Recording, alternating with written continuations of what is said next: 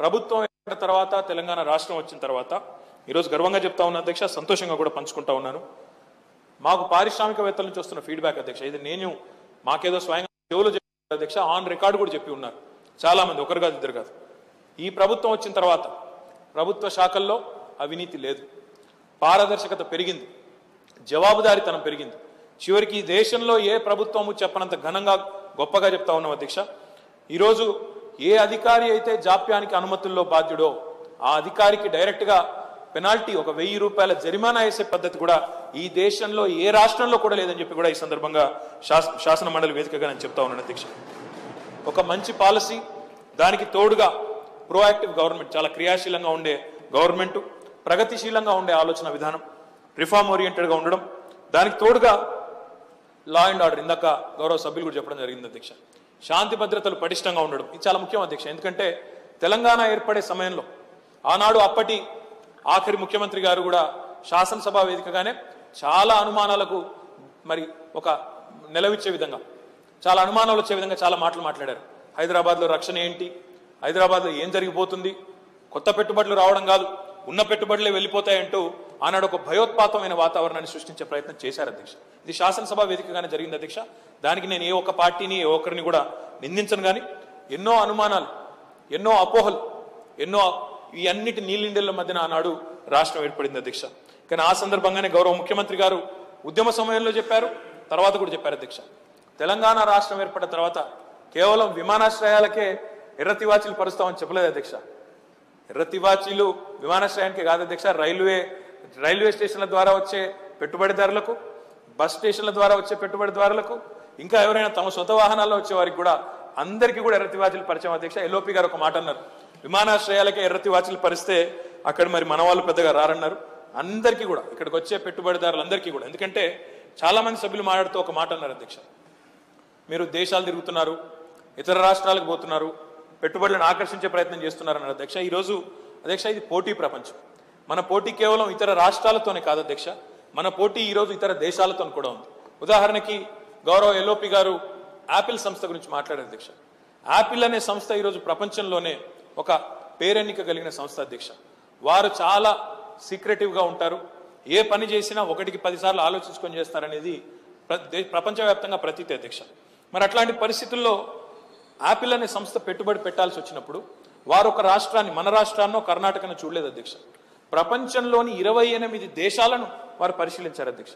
28 దేశాలు పరిశీలించిన తర్వాత అన్ని రకాలుగా వారికంటూ ఒక చెక్ లిస్టు, వారికంటూ ఒక కంపారిజన్ ఉంటుంది. కాబట్టి మౌలిక వసతులు ఏంటి, పెట్టుబడులకు మనం పెడితే మనకు వచ్చే రిటర్న్స్ ఏంటి, శాంతి భద్రతల పరిస్థితి ఏంటి, అక్కడ ఉన్న హ్యూమన్ రిసోర్సెస్ ఏంటి, ఈ రకంగా ఎన్నో రకాలుగా బేరీజ్ వేసుకున్న తర్వాత 28 అంశాల్లో గుణాత్మకంగా పరిశీలించిన తర్వాతనే చివరికి మరి తెలంగాణను, ముఖ్యంగా హైదరాబాద్ ఎంచుకున్నారని చెప్పి కూడా వారికి నేను తెలియజేస్తా ఉన్నా అధ్యక్ష.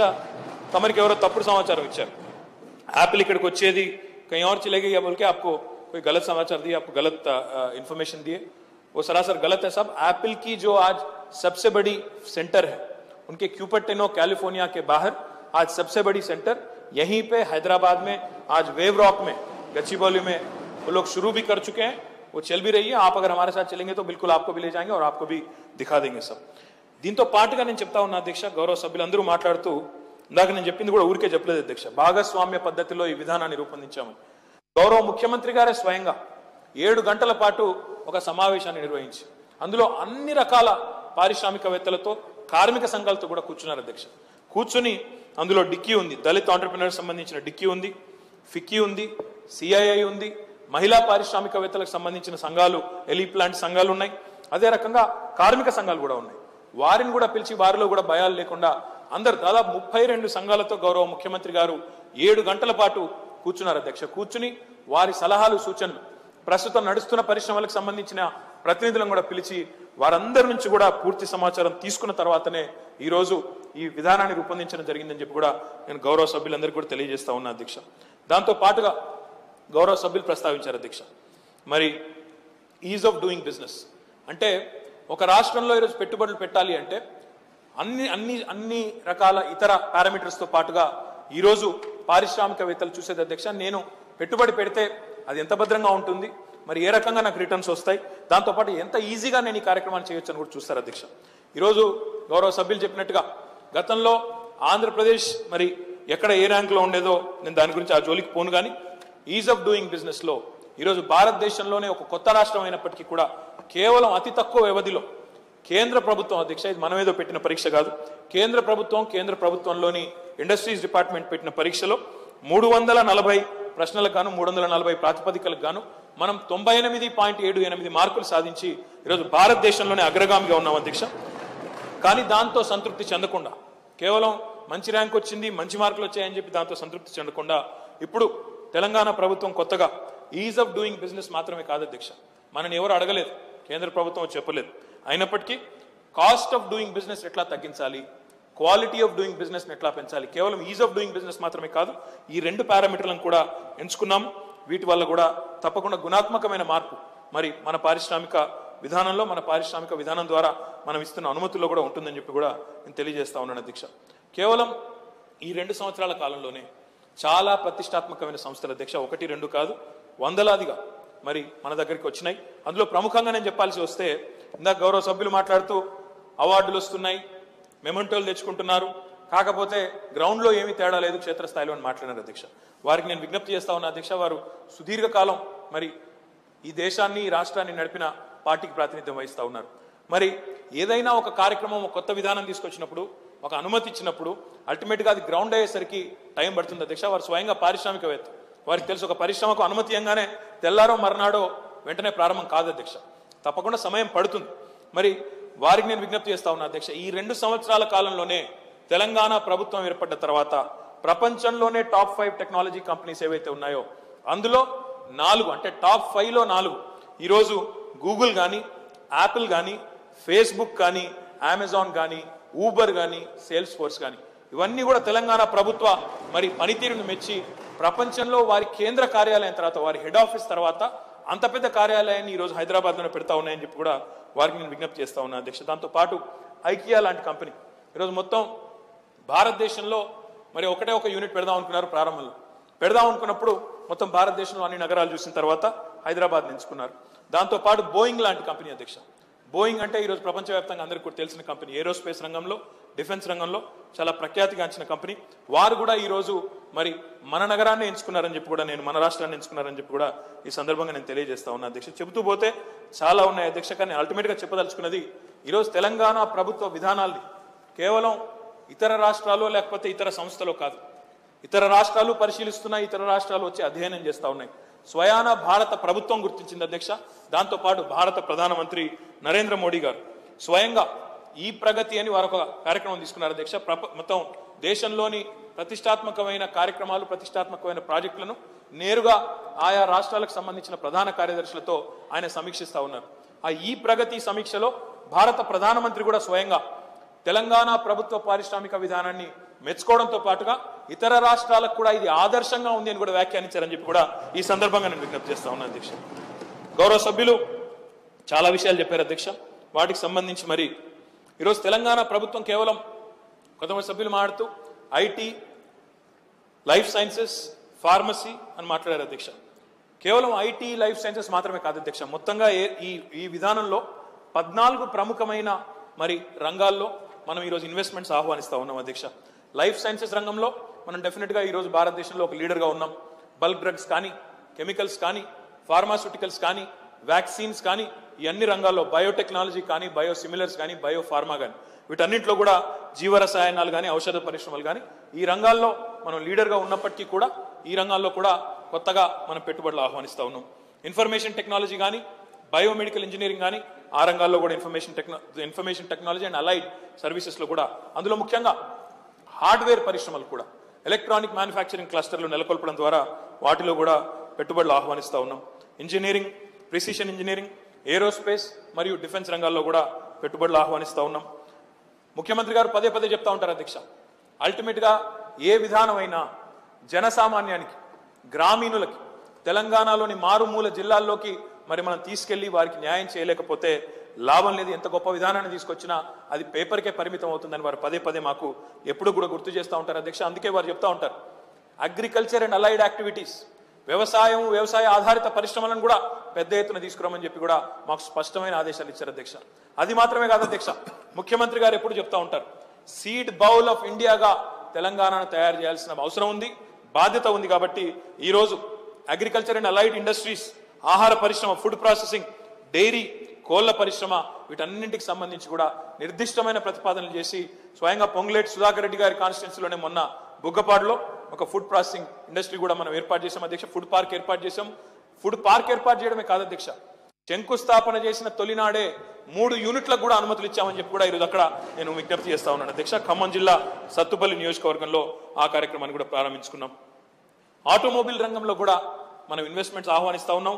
మొన్న ఈ మధ్యనే మీరు చూసే ఉండవచ్చు, పత్రికా మాధ్యమాల ద్వారా గౌరవ ముఖ్యమంత్రి గారి సమక్షంలో అశోక్ లీలాండ్ లాంటి ప్రముఖమైన సంస్థ మన రాష్ట్రంలో బస్ బాడీ బిల్డింగ్ యూనిట్ నెలకొల్పడానికి ఒక 500 కోట్ల పెట్టుబడి పెట్టడానికి ముందుకొచ్చింది అధ్యక్ష. వారికి స్థలం కేటాయింపు కూడా తుది దశలో ఉంది. తప్పకుండా బస్ బాడీ బిల్డింగ్ యూనిట్ తో పాటు ఆటోమొబైల్ రంగంలో ఇతర సంస్థలను కూడా ఆహ్వానిస్తా ఉన్నాం అధ్యక్ష. ZF అనే ఒక జర్మన్ కంపెనీ కూడా, మరి వారు కూడా అది కూడా ఆటోమొబైల్ రంగంలో ఉన్న కంపెనీయే. వారు కూడా ఈ బాష్, ఇతర ABB లాంటి కంపెనీలతో పాటుగా ఇంజన్ పిస్టన్స్ లాంటివి తయారు చేస్తూ ఉంటారు అధ్యక్ష. వారిని కూడా ఆహ్వానించాము.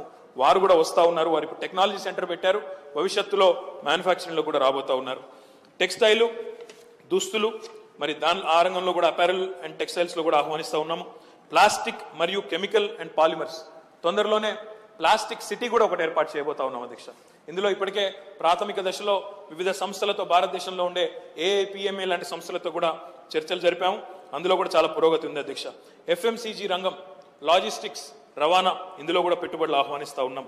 Castings, foundry, capital goods, gems, jewellery, waste management మరియు green technology, non conventional energy resources అంటే రెన్యూవబుల్ కానీ, మన సోలార్ ఎనర్జీ కానీ, విండ్ కానీ, వీటిలో కూడా ఆహ్వానిస్తా ఉన్నాం అధ్యక్ష. అదే రకంగా inland ports, container depots, minerals, వీటిలో కూడా చాలా పురోగతి సాధించాం అధ్యక్ష. ఒక మాటలో చెప్పాలంటే గౌరవ సభ్యులు చాలా మంది అన్నారు అధ్యక్ష, హైదరాబాద్ చుట్టూ కేంద్రంగానే డెవలప్మెంట్ జరిగితే, కేంద్రీకృతం అయితే ఏం లాభం తెలంగాణ సాధించని కూడా కొంతమంది అన్నారు అధ్యక్ష.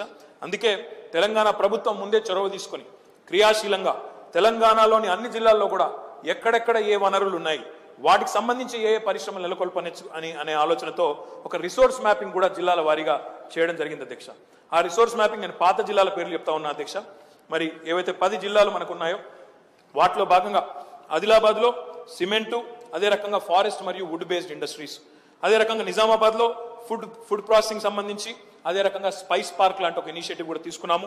వేల్పూర్లో స్పైస్ పార్క్ ను కూడా ఏర్పాటు చేయబోతా ఉన్నాం అధ్యక్ష. కరీంనగర్ తీసుకుంటే గ్రానైట్ కానీ, హ్యాండ్లూమ్స్ కానీ, పవర్ లూమ్స్ కానీ, సీడ్ బేస్డ్, అదే రకంగా ఫుడ్ ప్రాసెసింగ్ మరియు కొత్తగా IT రంగంలో కూడా కరీంనగర్లో కొంత అవకాశాలు కనబడతా ఉన్నాయి అధ్యక్ష. వరంగల్లో టెక్స్టైల్స్, కాటన్ బేస్డ్ అంటే స్పిన్నింగ్ కానీ, జిన్నింగ్ కానీ, అలైడ్ యాక్టివిటీ కానీ, IT, అదే రకంగా గ్రానైట్, మరి ఫుడ్ ప్రాసెసింగ్ ఇండస్ట్రీస్, ఇవన్నీ కూడా ప్రమోట్ చేసే అవకాశం ఉంది అధ్యక్ష.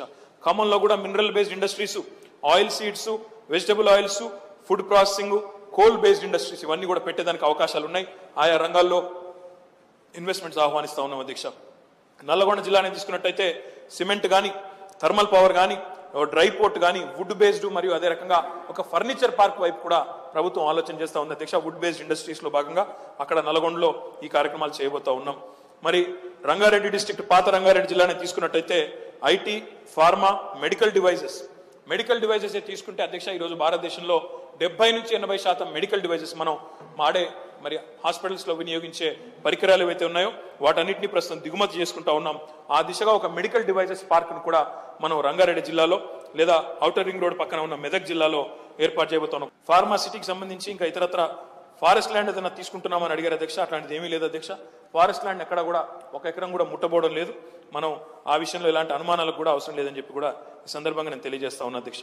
అదే రకంగా అధ్యక్ష, ఈ ప్రభుత్వం వచ్చిన తర్వాత గతంలో ఏ ప్రాజెక్టులకైతే ల్యాండ్ కేటాయించారో, ఎవరైతే కేవలం ఆ ల్యాండ్ భూమిని తీసుకొని రియల్ ఎస్టేట్ అవసరాల కింద వాడుకున్నారో వాటన్నిటిని కూడా సమీక్షించాం అధ్యక్ష. తీసుకుని దాదాపుగా ఒక 205 యూనిట్లు, 205 కేటాయింపులు ఏవైతే గతంలో జరిగినాయో వారందరికీ కూడా నోటీసులు ఇచ్చాం అధ్యక్ష. నోటీసులు ఇచ్చి దాదాపుగా 724.61 ఎకరాలకు గాను ఈ 205 మందికి అలాట్ చేసిన భూముల్లోంచి మొత్తంగా ఈ రోజు వరకు 698.64 ఎకరాలు రెజ్యూమ్ చేసుకున్నాము, ప్రభుత్వం తిరిగి స్వాధీనం చేసుకుందని చెప్పి కూడా నేను మీకు తెలియజేస్తా ఉన్నాను అధ్యక్ష. దాదాపుగా అంటే ఈ కార్యక్రమం ఎందుకు చేయాల్సి వచ్చిందంటే కేవలం రియల్ ఎస్టేట్ కోసం. అందులో కొన్ని కంపెనీల పేర్లు చెప్తాను అధ్యక్ష. బ్రాహ్మణి ఎస్ఈజెడ్ 250 ఎకరాల అధ్యక్ష వెనక్కి తీసుకున్నాం. హిందూ టెక్ అనే కంపెనీకి 250 ఎకరాలు ఉంటే వెనక్కి తీసుకున్నాము. అదే రకంగా హిందూజా ఫౌండేషన్ 60 ఎకరాలు, విజువల్ సాఫ్ట్ 7.5 ఎకరాలు, సైబరాబాద్ బయోటెక్ 25 ఎకరాలు, లోన్జా 10 ఎకరాలు. ఈ రకంగా చాలా కంపెనీలు కేవలం గతంలో వారి స్వలాభానికి వాడుకునే ప్రయత్నం చేస్తే గత ప్రభుత్వాలు మరి వారికి భూ కేటాయింపులు చేసినప్పటికీ ఆపరేషనలైజ్ కాకపోతే వాటిని కూడా స్వాధీనం చేసుకున్నామని చెప్పి కూడా ఈ సందర్భంగా నేను తెలియజేస్తా ఉన్నా అధ్యక్ష. దాంతో పాటుగా తెలంగాణ ప్రభుత్వం కొత్తగా మహిళా పారిశ్రామికవేత్తలను ప్రోత్సహించడానికి అధ్యక్ష సుల్తాన్ పూర్ ఏదైతే ఉన్నదో మనకు పటాన్ చెరువుకు అత్యంత సమీపంలో ఒక మహిళా పారిశ్రామికవేత్తల కోసమే ఒక ఎక్స్క్లూజివ్ పార్క్ ఒక 50 ఎకరాల స్థలంలో మొదటి దశలో కేటాయించాం అధ్యక్ష. వారికి 30% పైగా అంటే ప్రస్తుతం 100% ఏదైతే ఉన్నదో దానిలో 30% రిబేట్ ఇస్తూ ల్యాండ్ మీద మరి స్థలాన్ని కూడా కేటాయిస్తా ఉన్నాం అధ్యక్ష. ఆ కార్యక్రమాన్ని కూడా తొందరలోనే ప్రారంభిస్తామని చెప్పి కూడా మీకు తెలియజేస్తా ఉన్నాను అధ్యక్ష. దాంతోపాటు అధ్యక్ష గౌరవ సభ్యులు ఒక ప్రశ్న అడిగారు అధ్యక్ష. ఇండస్ట్రియల్ కారిడార్స్ పారిశ్రామిక కారిడార్ల గురించి అడిగారు అధ్యక్ష. అందులో ముఖ్యంగా తెలంగాణ ప్రభుత్వం ప్రతిష్టాత్మకంగా తీసుకున్న హైదరాబాద్ వరంగల్ ఇండస్ట్రియల్ కారిడార్ గురించి అడిగారు అధ్యక్ష. ఈ కారిడార్లో 5 క్లస్టర్స్ ని కూడా గుర్తించాం అధ్యక్ష. అందులో భువనగిరి దగ్గర ప్యాకేజింగ్ ఇండస్ట్రీ, ప్లాస్టిక్స్, అదే రకంగా గ్లాస్ బేస్డ్ ఇండస్ట్రీస్ ఏర్పాటు చేయాలని నిర్ణయం తీసుకున్నాం అధ్యక్ష. దాన్ని ప్రమోట్ చేస్తూ ఉన్నాం. అదే రకంగా మన జనగామ ప్రాంతంలో మనం ఫుడ్ ప్రాసెసింగ్ ఇంజనీరింగ్ సైడు ఒక క్లస్టర్ డెవలప్ చేస్తూ ఉన్నాం. అదే రకంగా మడికొండ దగ్గర రాంపూర్ అనే ప్రాంతంలో మనం ఐటీ, గ్రనైట్, అదే రకంగా మనం ఇతర ఇంజనీరింగ్ సంస్థలను కూడా ప్రోత్సహిస్తూ ఉన్నాం. స్టేషన్ గన్పూర్లో లెదరు, అదే రకంగా స్పిన్నింగ్ లెదర్ పార్క్ కూడా అక్కడే వస్తూ ఉంది. దాంతోపాటు స్పిన్నింగ్ ను కూడా మనం ప్రోత్సహిస్తూ ఉన్నాం అధ్యక్ష. Textile park, mega textile park లో భాగంగా సాయంపేట సంగం దగ్గర textile park, mega textile park ఏర్పాటు చేయడం ద్వారా ఫైబర్ టు ఫ్యాబ్రిక్ అంటే తెలంగాణలో 60 లక్షల బేళ్ల కాటన్ ఉత్పత్తి అవుతుంది అధ్యక్ష ప్రతి సంవత్సరం. కానీ ఆ 60 లక్షల బేళ్ల కాటన్ లో కేవలం 10 లక్షల బేళ్లను మాత్రమే మన దగ్గర వాడుతూ ఉన్నాం. మిగతా అంతా కూడా ఇతర రాష్ట్రాలకు, ఇతర ప్రాంతాలకు ఎగుమతి చేస్తూ ఉన్నాం అధ్యక్ష. మరి ఆ మిగతాది కూడా మనమే వినియోగించుకునే విధంగా ఫైబర్ టు ఫ్యాబ్రిక్ అంటే ఎండ్ టు ఎండ్ మనం కాటన్ పోగు నుంచి మొదలు పెడితే ఆ గుడ్డ ఉత్పత్తి దాకా మన దగ్గరే జరగాలనే ఒక లక్ష్యం ముఖ్యమంత్రి గారు ఏదైతే తీసుకున్నారో దానిలో భాగంగా మెగా టెక్స్టైల్ పార్క్ ఏర్పాటు చేస్తా ఉన్నాం అధ్యక్ష. అది వరంగల్ పట్టణానికి అతి సమీపంలో మనం సాయంపేట సంగం ఆ ప్రాంతంలో ఏర్పాటు చేయబోతా ఉన్నాం అధ్యక్ష. అదే రకంగా ఇంకా కొత్తగా ఐటీ పార్కులు కూడా బుద్వేల్లో ఒక 400 ఎకరాల్లో, తెల్లాపూర్ కొల్లూరులో ఒక 300 ఎకరాల్లో, మియాపూర్లో కూడా ఒక 200 ఎకరాల్లో ప్రతిపాదిస్తా ఉన్నాం అధ్యక్ష. మరి ప్రస్తుతం ఒక ఏరోస్పేస్ పార్క్ ఉంది అధ్యక్ష ఆదిబట్లలో దాదాపు 500 ఎకరాల్లో. కొత్త పార్కును కూడా ఇబ్రహీంపట్నం దగ్గర ఒక 500 ఎకరాల్లో కొత్త ఏరోస్పేస్ పార్కును కూడా ప్రతిపాదిస్తా ఉన్నాం అధ్యక్ష. దాంతో పాటు అధ్యక్ష గ్రామీణ ప్రాంతాల్లో ముఖ్యంగా జిల్లాల్లో పారిశ్రామికంగా ఎప్పుడైతే ఎదుగుదల కనబడుతుందో అప్పుడే ఉపాధి అవకాశాలు మెరుగుపడతాయనే ఉద్దేశంతో కొత్తగా దాదాపుగా కరీంనగర్, ఖమ్మం, రామగుండం, మిర్యాలగూడ, అదే రకంగా మంచిర్యాల, కామారెడ్డి ప్రాంతాల్లో కొత్తగా ఆటో నగర్లు కూడా ప్రతిపాదిస్తా ఉన్నాం అధ్యక్ష. తద్వారా ఆటోమొబైల్ రంగానికి కూడా మరి అందులో ఊతమిచ్చే విధంగా అందులో ఉపాధి అవకాశాలు కూడా పెద్ద ఎత్తున సృష్టించే దిశగా కూడా ప్రయత్నాలు చేస్తా ఉన్నాం అధ్యక్ష. రూరల్ ఇండస్ట్రియల్ ఎస్టేట్స్ పేరిట గ్రామీణ ప్రాంతాల్లో పారిశ్రామిక కారిడార్లు కూడా ఏర్పాటు చేయాలి. ముఖ్యంగా స్మాల్ అండ్ మీడియం ఎంటర్ప్రైజెస్. ఇందాక గౌరవ సభ్యులు మాట్లాడుతూ ఒక మాట అన్నారు. ఈ స్మాల్ అండ్ మీడియం సెక్టర్లో దాదాపు 100% కూడా స్థానికులకే ఉద్యోగ అవకాశాలు వస్తాయి అధ్యక్ష. అందుకే రూరల్ ఇండస్ట్రియల్ ఎస్టేట్స్ పేరిట పెద్ద ఎత్తున ఈ కార్యక్రమాన్ని కూడా చేయబోతా ఉన్నాం. ఇందాక నేను నివేదించినట్టు తమరికి ఫుడ్ ప్రాసెసింగ్ క్లస్టర్లు ఒకటి ఇప్పటికే బుగ్గపాడులో ఏర్పాటు చేశాం, ఖమ్మం జిల్లా సత్తుపల్లిలో. తొందరలోనే మనం నిజామాబాద్లో, మహబూబ్ నగర్లో, జనగామలో, రంగారెడ్డి జిల్లాలో, మన సిరిసిల్లలో, మెదక్లో తొందరలోనే ఫుడ్ పార్క్స్ కూడా ఏర్పాటు చేయబోతా ఉన్నాం అధ్యక్ష. ఇవన్నీ కూడా చిన్న చిన్న ఫుడ్ పార్క్స్ అంటే 50-60 ఎకరాల్లో అయినప్పటికీ కూడా గ్రామీణ ప్రాంతాల్లో అక్కడే స్వయంగా వారు ఉపాధి లభించే విధంగా ఏర్పాటు చేయబోతా ఉన్నాం అధ్యక్ష. మెదక్ జిల్లాలో, అదే రకంగా కరీంనగర్ జిల్లాలో కొత్తగా సీడ్ పార్క్స్ కూడా ఏర్పాటు చేయబోతా ఉన్నాము. ఇందాక నేను నివేదించినట్టు నిజామాబాద్లో ఒక స్పైస్ పార్క్ను కూడా తీసుకుని రాబోతా ఉన్నాం అధ్యక్ష. నేను ఇంకొక మాట కూడా ఈ సందర్భంగా విజ్ఞప్తి చేయాలి అధ్యక్ష. గౌరవ సభ్యులు రాజగోపాల్ రెడ్డి గారు మాట్లాడుతూ కాలుష్యాన్ని గురించి ప్రస్తావించారు అధ్యక్ష. అందరికీ నిజంగా కూడా బాధాకరమైన విషయం అధ్యక్ష. కాలుష్యం అనేది చాలా ఇంపార్టెంట్ సబ్జెక్ట్ అధ్యక్ష. గతంలో మరి అప్పుడు హైదరాబాద్ నగరం MCHగా ఉండేది అధ్యక్ష. ఆ క్రమంలో హైదరాబాద్ చుట్టూ అనుమతులు ఇచ్చారు అధ్యక్ష. నేను దానికి ఎవరిని కూడా నిందించడం లేదు. పాషమైలారం కానీ, కాటేదాన్ కానీ, పటాన్ చెరువు కానీ, ఇప్పుడు వారు చెప్పిన చౌటుప్పల్ కానీ ఈ ప్రాంతాల్లో గతంలోనే ప్రభుత్వాలు అనుమతులు ఇస్తే అక్కడ యూనిట్లు పెట్టుకున్నారు అధ్యక్ష. కానీ గత ప్రభుత్వాలు అనుమతులు ఇచ్చి మరి ఏవైతే ఈ రోజు కాలుష్య కారక పరిశ్రమలుగా ఏవైతే గుర్తించబడ్డాయో అధ్యక్ష వాటి విషయంలో మేము కఠినమైన చర్యలు తీసుకుంటా ఉన్నాం అధ్యక్ష.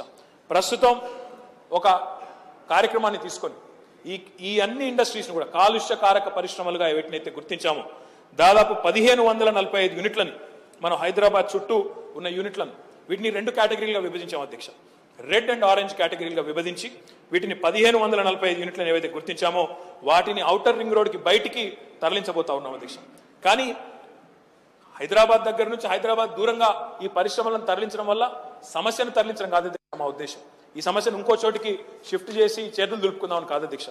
ఎక్కడైతే 19 కొత్త చోట్ల 19 కొత్త ప్రాంతాల్లో ఎక్కడైతే మనం వీటిని తరలించబోతా ఉన్నామో అక్కడ సమగ్రంగా వీటికి కామన్ ఎఫ్లూయెంట్ ట్రీట్మెంట్ ప్లాంట్స్ కూడా ఏర్పాటు చేసిన తర్వాతనే వాటికి పూర్తి స్థాయిలో కాలుష్యాన్ని వెదజల్లకుండా జీరో లిక్విడ్ డిశ్చార్జ్ ఫెసిలిటీస్ కింద అక్కడ కొత్త ప్రాంతాల్లో ఎక్కడైతే ఏర్పాటు చేయబోతా ఉన్నామో అక్కడ ప్రజలకు ఇబ్బంది లేకుండా భవిష్యత్తులో పూర్తి స్థాయి ఆలోచనతో అవగాహనతో కార్యక్రమాన్ని తీసుకుంటా ఉన్నాం. 2017 చివరికి ఇందులో కొంత ప్రోగ్రెస్ కొంత పురోగతి ఉంటుంది. ఎందుకంటే CETPలు కట్టాలి, వారందరినీ కూడా ఒప్పించి మెప్పించి మెల్లిమెల్లిగా బయటికి పంపాలి. కాబట్టి మేము తప్పకుండా ఆ కార్యక్రమాన్ని కూడా తీసుకుంటా ఉన్నాం. గతంలో బోలక్పూర్లో హైదరాబాద్లో అధ్యక్ష ఇక్కడ కొన్ని లెదర్ ట్యానరీస్ ఉన్నాయి. దురదృష్టవశాత్తు ఆనాడు వాటి డ్రింకింగ్ వాటరు అదే రకంగా ఈ ట్యానరీల నుంచి వెలువడే రసాయనాలు కలిసిపోవడం వల్ల కొన్ని విలువైన ప్రాణాలు కూడా దురదృష్టవశాత్తు పోయినాయి అధ్యక్ష. ఈ ప్రభుత్వం వచ్చిన తర్వాత గౌరవ ముఖ్యమంత్రి గారి ఆదేశాల మేరకు బోలక్పూర్లోని లెదర్ ట్యానరీస్ ని కూడా తరలిస్తా ఉన్నాం అధ్యక్ష. వాటిని చెంగిచెర్ల ప్రాంతానికి కూడా తరలిస్తా ఉన్నాం. ఆ రకంగా హైదరాబాద్ మహానగరాన్ని ఒక ఇండస్ట్రియల్ పొల్యూషన్ లేని సిటీగా మనం మొన్న ఢిల్లీలో చూసాం అధ్యక్ష. Smoke plus fog industrial pollution వల్ల ఈ రోజు కొన్ని రోజులు అక్కడ హాలిడేస్ ప్రకటించే పరిస్థితి మన విద్యా సంస్థలకు కానీ ఆఫీసులకు కానీ అలాంటి పరిస్థితి హైదరాబాద్ కు తలెత్తకూడదన్న ఉద్దేశంతో Hyderabad should be a city without industrial pollution లేని నగరంగా తీర్చిదిద్దాలనే ఉద్దేశంతో ఈ పరిశ్రమలన్నిటితో కూడా ఇప్పటికే 4 సమావేశాలు పెట్టాం అధ్యక్ష. వారందరికీ కూడా విజ్ఞప్తి చేసినాం. మీరు దయచేసి ఔటర్ రింగ్ రోడ్ వెలుపల ఈ 19 ప్రతిపాదిత స్థలాలు ఏవైతే ఉన్నాయో అక్కడికి తరలి వెళ్ళాలి. ఆ స్థలాల్లో కూడా ముందే ఇన్ఫ్రాస్ట్రక్చర్ ఏర్పాటు చేసి గౌరవ ముఖ్యమంత్రి గారు మాకు పదే ఒకటే చెప్తా ఉన్నారు అధ్యక్ష. కొత్తగా ఇప్పుడు మనం ఏర్పాటు చేయబోయే పారిశ్రామిక కారిడార్స్ కానీ పారిశ్రామిక పార్కులు కానీ ముఖ్యమంత్రి గారి ఆలోచన ఒకటే. అదేదో కేవలం అక్కడ పరిశ్రమ అక్కడ ఉండి ఇంకెక్కడో వారి నివాసం ఉండే విధంగా కాకుండా ఆయా పరిశ్రమల్లో పనిచేసే ఉద్యోగులు కానీ యాజమాన్యం కానీ అక్కడే అవసరమైతే అదే టౌన్షిప్ లో ఉండే విధంగా ఇండస్ట్రియల్ టౌన్షిప్స్ ఏర్పాటు చేయాలని. లివ్ వర్క్ లెర్న్ ప్లే అంటే అక్కడే జీవించు, అక్కడే పని చేయి, అక్కడే నేర్చుకో, అక్కడే బ్రహ్మాండంగా ఉండే విధంగా నివాసయోగ్యంగా ఉండే విధంగా కారిడార్లను ఈ పారిశ్రామిక పార్కులను కూడా తీర్చాలనే ఒక సదుద్దేశంతో గౌరవ ముఖ్యమంత్రి గారు ఉన్నారని చెప్పి కూడా ఈ సందర్భంగా నేను తెలియజేస్తా ఉన్నా అధ్యక్ష.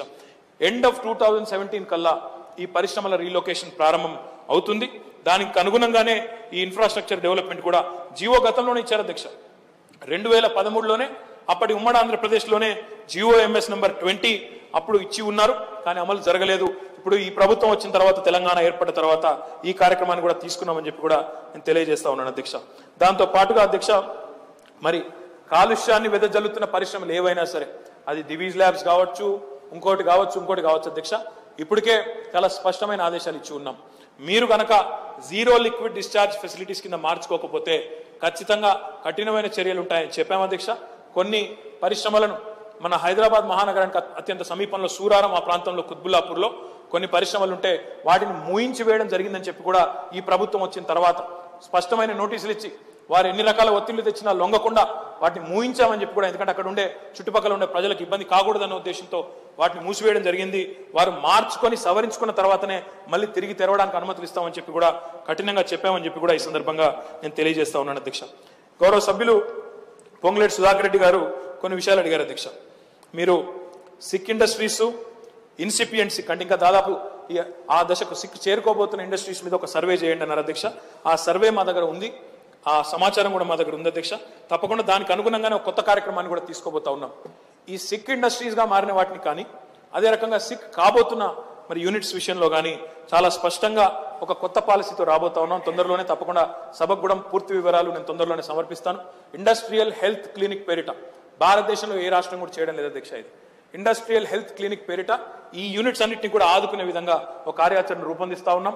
తొందరలోనే ఒక స్పష్టమైన విధి విధానాలతో స్పష్టమైన డబ్బుల కేటాయింపులతో సహా మళ్ళీ మీ ముందుకు వస్తామని చెప్పి కూడా తెలియజేస్తా ఉన్నాను అధ్యక్ష. దాంతో పాటుగా గ్లోబల్ ఇన్వెస్టర్ సమిట్ ఎప్పుడు ఉంటుందని అడిగారు అధ్యక్ష. నవంబర్ 2017లో మనం, ఎందుకంటే కొంత సమయం కావాలి ప్రిపేర్ అయ్యేదానికి, కాబట్టి నవంబర్ 2017లో మరి గ్లోబల్ ఇన్వెస్టర్ సమిట్ ని కూడా ఏర్పాటు చేయబోతా ఉన్నామని చెప్పి కూడా నేను విజ్ఞప్తి చేస్తా ఉన్నాను అధ్యక్ష. హైదరాబాద్ ఫార్మా సిటీ గురించి వారు అడిగారు. ఇందాక నేను చెప్పినట్టు స్థల సేకరణ ఇప్పటికే ప్రారంభమైంది. మొత్తం 16,000 ఎకరాలకు గాను మరి 12,000 ఎకరాలైనా సరిపోతుంది. నిజానికి 12,000 ఎకరాలు కూడా ఎందుకంటే NIMZ స్టేటస్ రావాలంటే, నేషనల్ ఇన్వెస్ట్మెంట్ మ్యానుఫ్యాక్చరింగ్ జోన్ అనే స్టేటస్ రావాలి అంటే మనకి 12,000 ఎకరాలు మినిమంగా ఉండాలి. అందుకే మీరు గతంలో జహీరాబాద్ లో కూడా మీరు కేటాయించింది కూడా 12,000 ఎకరాలు ఉండాలని అక్కడ కేటాయించడం జరిగింది. అందులో భాగంగా దాదాపు ఇప్పటికే 5,769 ఎకరాలు మన చేతికి ఇప్పటికే వచ్చి ఉంది. మిగతా స్థలాన్ని కూడా సేకరించాల్సి ఉంది. దాంతో పాటుగా మీరు అడిగారు ఇండస్ట్రియల్ కారిడార్ గురించి అడిగారు. అది నేను ఇప్పటికే వివరించి ఉన్నాను. కాబట్టి ఈ రకంగా సమగ్రమైన అవగాహనతోనే ముందుకు పోతా ఉన్నాం అధ్యక్ష. భానుప్రసాద్ గారు 2 విషయాలు అడిగారు అధ్యక్ష. ఆటోమొబైల్ రంగం గురించి అడిగారు. దానిలో ఇప్పటికే అశోక్ లీలాండ్ లాంటి కంపెనీ మన దగ్గర యూనిట్ పెట్టబోతా ఉంది. మరి వారు ప్రధానంగా MSME సెక్టర్ గురించి అడిగారు. MSME సెక్టర్లో మరి తమిళనాడు బాగా చేస్తూ ఉంది, జర్మనీ లాంటి దేశాల్లో కూడా బాగా చేస్తున్నారు. కాటేజ్ ఇండస్ట్రీస్ ని కూడా మీరు ప్రోత్సహించండి అన్నారు అధ్యక్ష. తప్పకుండా ఆ దిశగా మా ప్రయత్నాలు ప్రారంభమైనాయి. తప్పకుండా ఆ దిశగా మరిన్ని రూరల్ ఇండస్ట్రియల్ పార్క్స్ ద్వారా కూడా ఆ ఇనిషియేటివ్ కూడా తీసుకుంటాము. ఇంతకుముందు నేను తమరికి నివేదించినట్టు జిల్లాల వారీగా వనరులు, వాటి లభ్యత మ్యాపింగ్ కూడా చేసి ఉన్నాము. తద్వారా దానికి అనుగుణంగానే పరిశ్రమల్ని కూడా ప్రోత్సహిస్తా ఉన్నామని చెప్పి కూడా తెలియజేస్తా ఉన్నా అధ్యక్ష. रजवी साहब, आप एक बहुत अहम मुद्दा उठाए.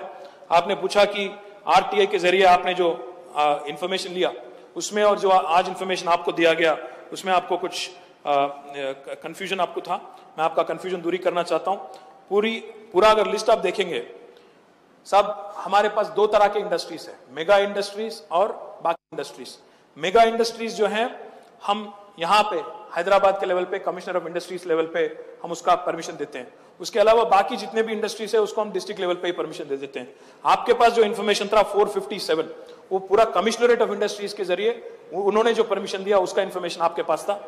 इससे पहले हम लोग जब मिशन भगीरथ के लिए या इरिगेशन प्रोजेक्ट्स के लिए लोन पूछ रहे थे, थोड़ा रिजर्वेशन था बैंक्स के पास. बट अभी बैंक्स खुद हमारे पास आ रहे हैं आप लोन देने के लिए. तो मैं कहना यह चाहता हूं कि बैंक्स के पास आज इतना सारा पैसा है, इससे fresh infusion of funds, fresh infusion of capital जरूर होगा इंफ्रास्ट्रक्चर में, और जरूर इससे इंडस्ट्रियलाइजेशन भी आगे बढ़ेगी और इससे फायदा ही होगा, ये मैं मानता हूं.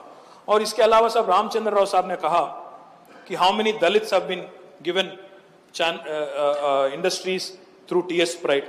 You also inquired. ఆప్నే మీరు అడిగారు మహిళా పారిశ్రామికవేత్తల కోసం అడిగారు, ఏం చేశారని అడిగారు. దాంతోపాటు మీరు ఇతరత్ర కొన్ని పాయింట్స్ కూడా లేవనెత్తారు. నేను మీరు లేవనెత్తిన 2 అంశాల పట్ల కూడా ఒక విషయం చెప్పాలి. కన్స్ట్రక్షన్ అండ్ మైనింగ్ ఎక్విప్మెంట్ గురించి కూడా గౌరవ సభ్యులు రాజగోపాల్ రెడ్డి గారు అడిగారు అధ్యక్ష. Construction and mining equipment companies కూడా వచ్చినాయి. తెలంగాణ ప్రభుత్వం ఏర్పడిన తర్వాత ఒక స్వీడిష్ కంపెనీ SSAB పేరిట పటాన్ చెరువులో కొత్త యూనిట్ కూడా పెట్టి ఉన్నారు. వారు ఎక్స్పాన్షన్ కూడా ఇప్పుడు పర్మిషన్ అడుగుతా ఉన్నారు. ఇంకా కూడా మేము ఎక్స్పాండ్ అవుతాం, మాకు అవకాశం ఇవ్వండి అని చెప్పి కూడా అడుగుతా ఉన్నారు అధ్యక్ష. ఇక SFC స్టేట్ ఫైనాన్స్ కార్పొరేషన్ ద్వారా ఇప్పుడు దాకా తెలంగాణ ప్రభుత్వం ఏర్పడ్డ తర్వాత రామచంద్రరావు గారు అడిగారు అధ్యక్ష. మరి ఇప్పటికీ మనం దాదాపుగా 350 కోట్లు, 348.43 కోట్లు 293 యూనిట్లకు తెలంగాణ ప్రభుత్వం ఏర్పడిన తర్వాత మనం ఇప్పటికే శాంక్షన్ ఇచ్చాం. అందులో 274 కోట్లు డిస్బర్స్మెంట్ జరిగింది 289 యూనిట్లకి. అదే రకంగా ప్రిన్సిపల్ మళ్ళీ రికవర్ కూడా చేయడం జరిగింది. మొత్తం వివరాలు కూడా కావాలంటే తమరికి నేను ఇస్తాను. దాంతో పాటు అధ్యక్ష TS Pride గురించి అడిగారు అధ్యక్ష. T Pride గురించి ఒకసారి నేను చెప్పాల్సి వస్తే, ఇప్పటికీ తెలంగాణ ప్రభుత్వం ఏర్పడ్డ తర్వాత మొత్తం 167 యూనిట్లు దళిత సోదరులకు సంబంధించి, ఎస్సీ సోదరులకు సంబంధించి 90 యూనిట్లు గిరిజన సోదరులకు సంబంధించి మొత్తంగా 257 యూనిట్లకు మనం ఇప్పటికే T Pride కార్యక్రమం ద్వారా సపోర్ట్ చేశామని చెప్పి కూడా నేను విజ్ఞప్తి చేస్తా ఉన్నా అధ్యక్ష. దీనిలో ముఖ్యంగా ఎలాంటి కార్యక్రమాలు, ఎలాంటి ఫీచర్స్ ఉన్నాయంటే, దళిత ఆంటర్ప్రెన్యూర్స్ కి మరి ఇప్పటికి 290 కోట్లు మనం మొత్తంగా 290 కోట్లు మంజూరు చేస్తే అందులో 190 కోట్లు విడుదల చేయడం జరిగింది. అల్టిమేట్ గా ఒక్క నిమిషం, it is tied up, sir. Obviously it has to be tied up. It has to be tied up, sir, because everything that we spend in the government, obviously when there is a program within the government itself, there is SCSP and there is TSP. I'll review it specifically, sir. Yes, sir. బ్యాంకులతో కొంత సమస్య ఉన్నమాట వాస్తవం, మీరు చెప్పేది వాస్తవం. State level bankers committee meeting కూడా ఈ విషయంలో పిలవాలని కూడా మేము ఆలోచించుకుంటా ఉన్నాం. తప్పకుండా మీరన్న పాయింట్లు కూడా తీసుకుని డిక్కీతో కూడా నేను పలుమార్లు కూర్చున్నాను, వారు కూడా ఈ విషయాలు చెప్పారు. కాబట్టి బ్యాంకర్స్ వైపు నుంచి ఉండే రిజర్వేషన్స్ తప్పకుండా తొలగించడానికి state level bankers committee meeting కూడా ప్రత్యేకంగా ఓన్లీ దళిత్ అండ్ గిరిజన పారిశ్రామికవేత్తలకు సంబంధించి పెడతాం అధ్యక్ష. ఈ పాయింట్స్ కూడా తమరిని కూడా ఆహ్వానిస్తాను. మీరు కూడా వచ్చి తప్పకుండా మీ ఇన్పుట్స్ కూడా ఇవ్వాలని కోరుతా ఉన్నాను. ఎస్సీ ఎస్టీ ఆంటర్ప్రినర్స్ సంబంధించి అధ్యక్ష మొత్తంగా చూసినట్టయితే మరి మొదట 25% పేమెంట్ మాత్రమే చేస్తే వారికి ల్యాండ్ హ్యాండ్ ఓవర్ చేస్తూ ఉన్నాం అధ్యక్ష. 33% సబ్సిడీ ఇస్తూ ఉన్నాం. దాంతోపాటు 2 సంవత్సరాల మారటోరియం కూడా ప్రస్తుతం ఉంది అధ్యక్ష. మొత్తంగా మిగతా 75% పేమెంట్ సంబంధించి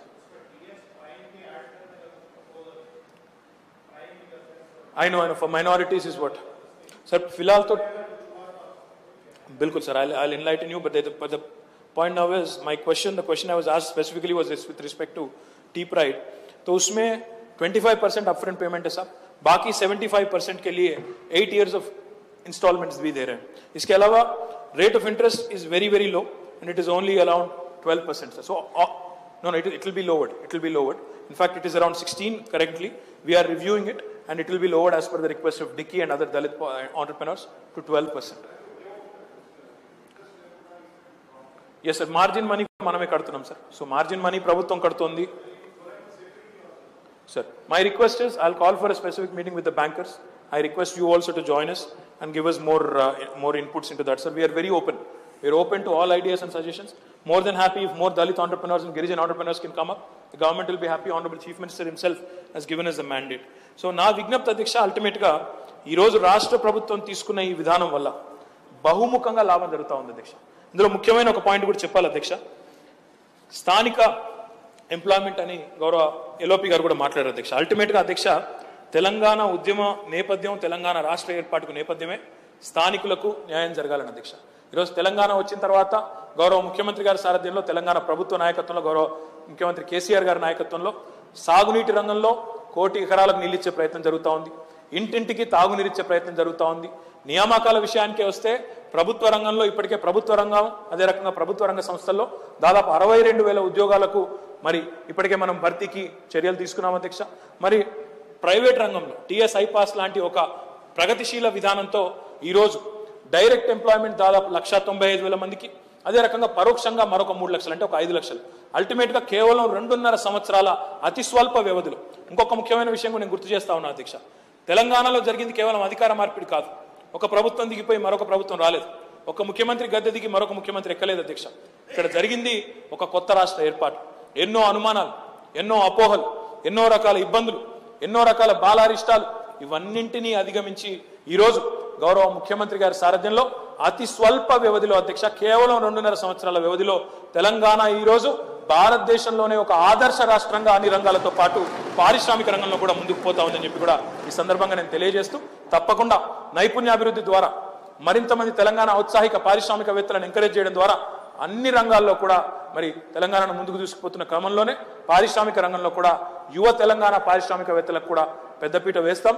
తప్పకుండా వారిని కూడా ఎంకరేజ్ చేస్తామని చెప్పి కూడా తెలియజేస్తూ మళ్ళీ ఒకసారి అవకాశం ఇచ్చేందుకు తమరికి ధన్యవాదాలు అధ్యక్ష. और हुकूमत SC STs BCs और माइनॉरिटीज के साथ जो नाइंसाफी कर रही है उनके तालीम को खराब कर और आज इस ऐवान में एक मुकम्मल और मौसर जवाब देने में मिनिस्टर साहब की नाकामी पर